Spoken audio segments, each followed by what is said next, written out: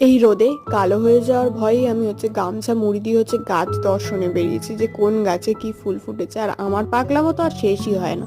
দেখো office time ফুল গাছগুলো খুব কিউট কিউট কালারের ফুল ফুটেছে, যেটা দেখতেই আমি ট্যান পড়ার ভয়ে মুড়ি টুড়ি দিয়ে একটু এসছি ছাদে আর কি। খুব রোদ্দুরের চাপ, নিচে নেমে রান্না বসিয়ে দিচ্ছি। আজকে রান্না করবো ডিমের মাপলেট করে তরকারি। তো রান্না টান্না করে নিয়ে স্নান করে আমি এখন এসেছি ছাদে চুল ছাড়াতে। যা গরম পড়েছে কি আর বলবো, মানে ছাদে রোদে এক সেকেন্ডও দাঁড়ানো যাচ্ছে না। তোমাদের ওখানে কেমন কি গরম পড়েছে অবশ্যই আমাকে কমেন্টে বলো। তো আমি তারপরে লাঞ্চ খেয়ে নিয়েছি। দেন আমার বাড়িতে আমার বন্ধুটা এসছিল, তারপর ওখান থেকে ওর জন্য ও একটা কেক অর্ডার দিয়েছিল, সেই কেকটাই আনতে দুজনে হাঁটি হাঁটি করতে বেরিয়ে পড়েছিলাম।